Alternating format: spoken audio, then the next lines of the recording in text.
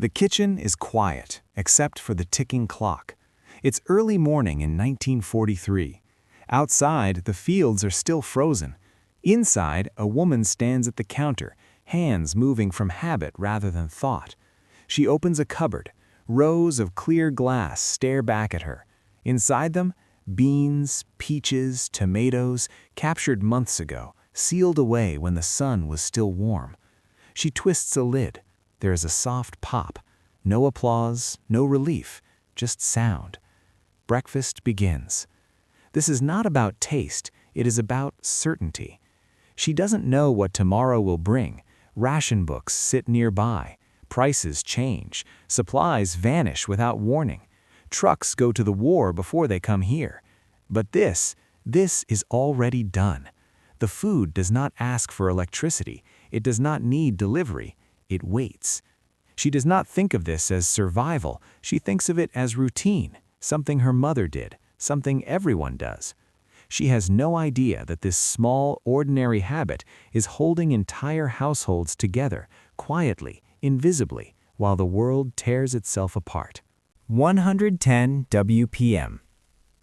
The object itself is unimpressive. Clear glass, a metal lid, threads worn smooth from years of use. It is not rare, it is not military, it is not even new. It sits on shelves, in basements, pantries, barns. You've seen it your entire life, which is why no one talks about it. There is no pride in it, no innovation to admire, no speed, no power. And yet, remove it just once, and everything begins to wobble. Food spoils, waste increases, dependency grows. In 1943, this mattered more than anyone admitted. Refrigeration was limited, electricity was unreliable, transportation prioritized the war, grocery shelves emptied quickly. The jar stepped into the gap without announcement. It did not cook food, it did not grow food, it simply refused to let food disappear. That refusal was powerful. Families learned to think months ahead. Summer became preparation. Autumn became insurance. The jar turned surplus into survival. It made abundance portable through time. And because it was ordinary, it spread everywhere. No training required, no instruction manuals, just heat, patience, and repetition. This was not innovation, it was infrastructure disguised as habit. By 1943, the war had reached American kitchens. Not with bombs, but with shortages. Steel went to ships, fuel went to factories, trucks went overseas. Food still existed, but access became unpredictable. Fresh produce spoiled before it could be moved. Meat was rationed. Sugar disappeared without warning. The problem wasn't hunger, it was timing. When food arrived, it arrived all at once. When it vanished, it stayed gone. The system was not built for households. It was built for speed, and speed ignored storage. The government issued advice. Posters went up. Pamphlets explained preservation. But advice alone doesn't change behavior. People needed a way to turn surplus into certainty, without electricity, without transport, without depending on the next delivery. That's where the solution appeared, already waiting on shelves. Glass didn't rust. Lids sealed tight. Heat killed what time could not. With one process repeated thousands of times across the country, kitchens became buffers against chaos. Summer harvests stopped being seasonal, they became strategic. Basements turned into food banks, pantries became supply depots. Without realizing it, civilians built a parallel system, one jar at a time. No factories required, no power grid needed, just discipline, repetition, and trust in a simple seal. By 1943, the war had reached American kitchens. Not with bombs, but with shortages. Steel went to ships, fuel went to factories, trucks went overseas. Food still existed, but access became unpredictable. Fresh produce spoiled before it could be moved. Meat was rationed. Sugar disappeared without warning. The problem wasn't hunger, it was timing. When food arrived, it arrived all at once. When it vanished, it stayed gone. The system was not built for households. It was built for speed, and speed ignored storage. The government issued advice. Posters went up. Pamphlets explained preservation. But advice alone doesn't change behavior.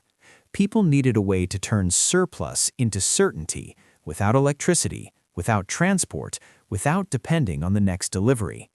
That's where the solution appeared, already waiting on shelves. Glass didn't rust. Lids sealed tight. Heat killed what time could not. With one process repeated thousands of times across the country, kitchens became buffers against chaos. Summer harvests stopped being seasonal, they became strategic. Basements turned into food banks, pantries became supply depots. Without realizing it, civilians built a parallel system, one jar at a time. No factories required, no power grid needed, just discipline, repetition, and trust in a simple seal. There was nothing clever about it. That was the point. The jar relied on three things only: glass, heat, and a seal. Glass did not absorb flavors. It did not react. It showed you failure immediately. If something went wrong, you could see it. The lid mattered more. A thin metal disc, a rubber ring. When heat rose, air escaped. When it cooled, pressure locked everything in place. No electricity, no chemicals, no moving parts.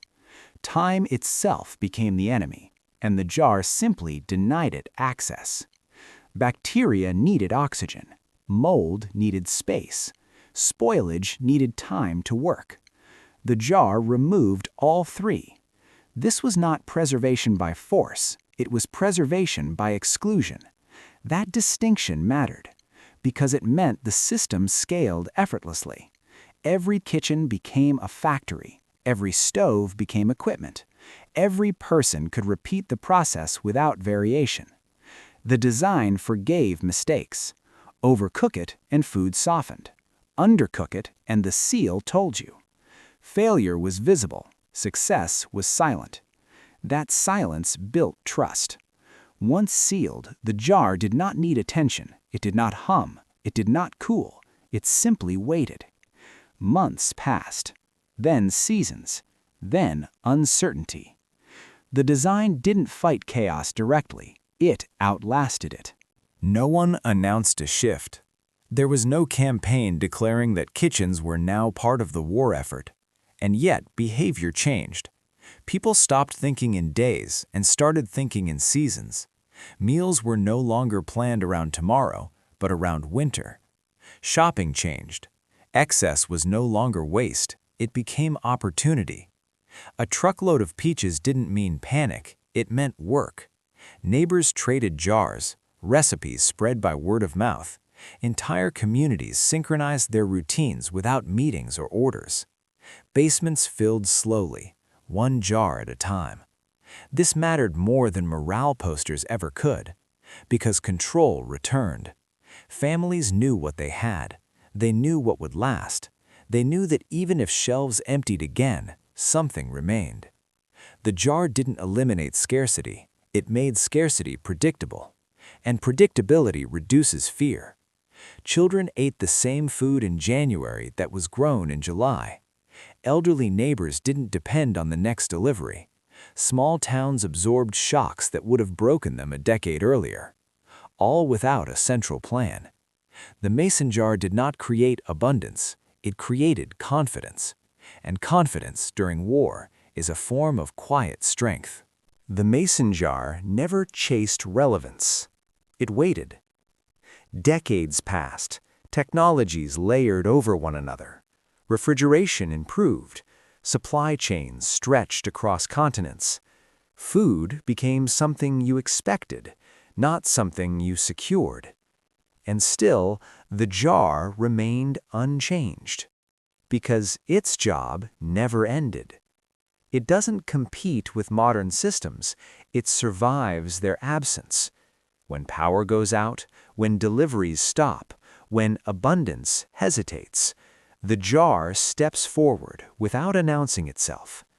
It asks for time instead of speed, heat instead of electricity, patience instead of convenience.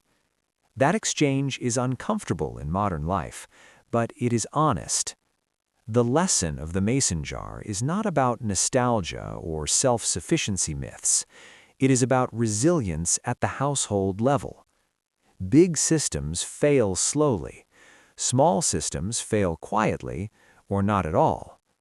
The jar works because it assumes interruption. It plans for delay. It expects gaps. Most modern tools assume the opposite. That assumption is efficient until it breaks.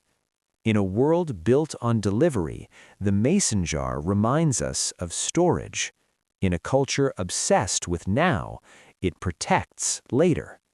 It doesn't promise abundance, it promises continuity.